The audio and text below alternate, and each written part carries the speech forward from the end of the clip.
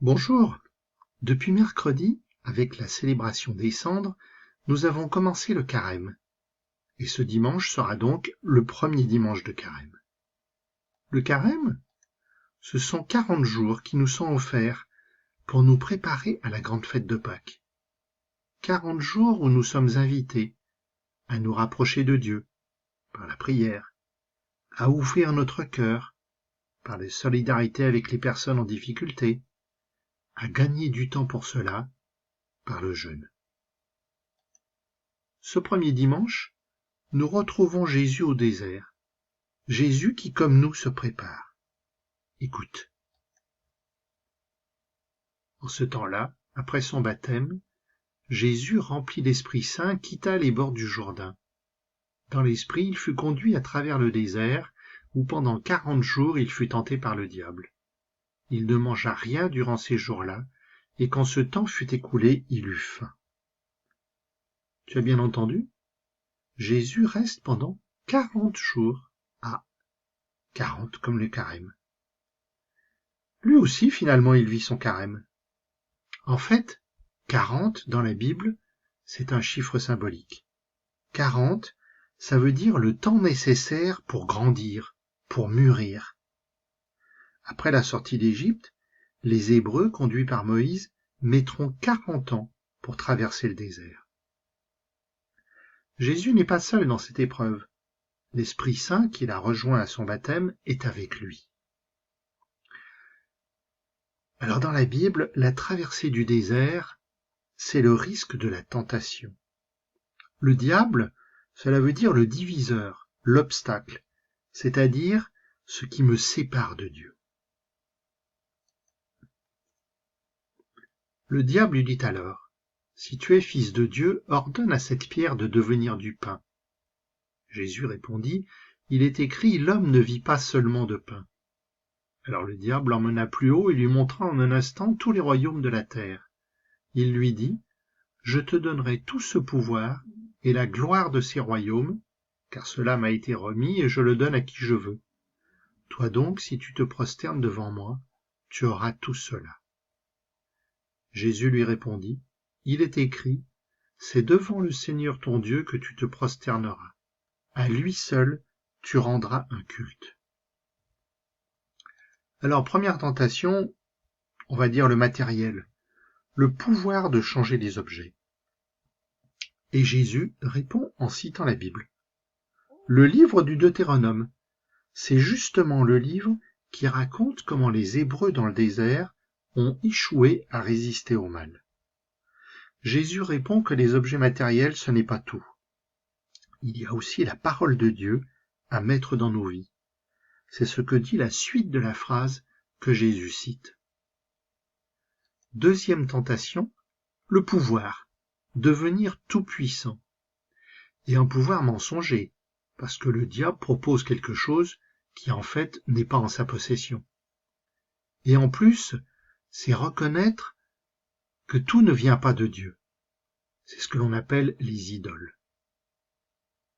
Jésus répond encore une fois en citant la Bible. Seul Dieu est tout-puissant.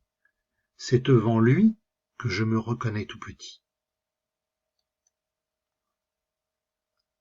Puis le diable le conduisit à Jérusalem. Il le plaça au sommet du temple et lui dit, « Si tu es fils de Dieu, d'ici jette-toi en bas, car il est écrit, il donnera pour toi à ses anges l'ordre de te garder, et encore, ils te porteront sur leurs mains, de peur que ton pied ne heurte une pierre. » Jésus lui fit cette réponse.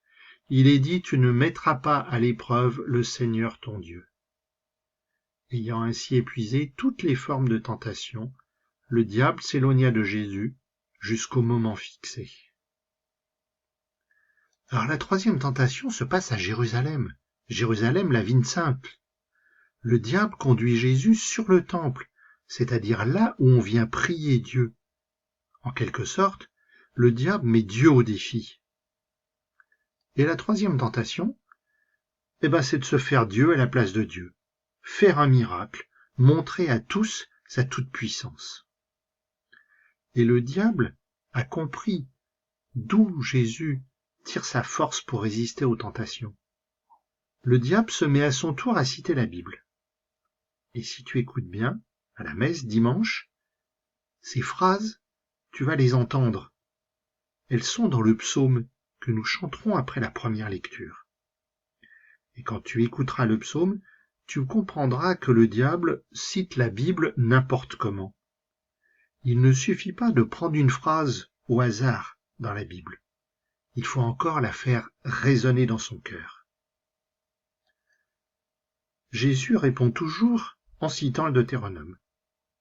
Et comme la fois précédente, Jésus reprend la loi de Moïse. Tu te rappelles les 10 paroles de vie. Un seul Dieu, a-t-il dit tout à l'heure. Un Dieu qu'on ne met pas à l'épreuve, qu'il dit maintenant. Avec ces 3 tentations, le diable a résumé en quelque sorte tous les pièges dans lesquels nous pouvons tomber. Tout avoir, tout vouloir, et se faire tout seul. Alors le diable s'en va. Pour le moment, car il reviendra. Le moment fixé, ce sera la dernière tentation de Jésus, dans le jardin, la nuit de son arrestation. Par ces 3 réponses au diable, Jésus nous a montré la direction, le chemin pour ce carême. Écouter la parole de Dieu, prier Dieu et s'ouvrir à son amour. C'est OK pour toi? On y va?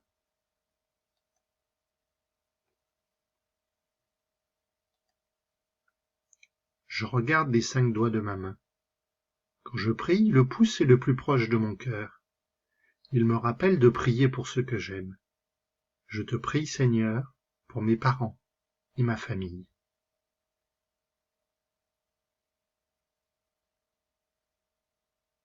L'index, je le lève quand je veux parler. La Bible me dit de prier pour ceux qui parlent en ce monde. Je te prie, Seigneur, pour le curé de ma paroisse et les prêtres qui l'aident.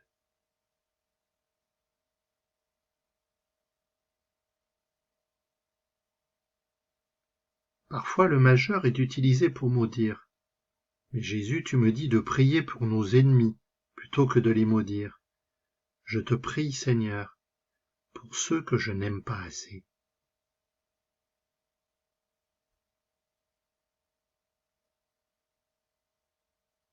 Le 4e doigt, l'annulaire, est le plus faible des 5 doigts.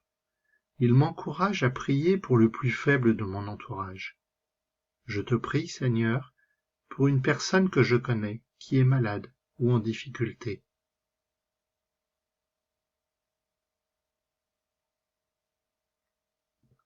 L'auriculaire, le plus petit, me rappelle que je suis tout petit devant toi. Je te prie, Seigneur, pour que je marche toujours sur le chemin de Jésus. Amen.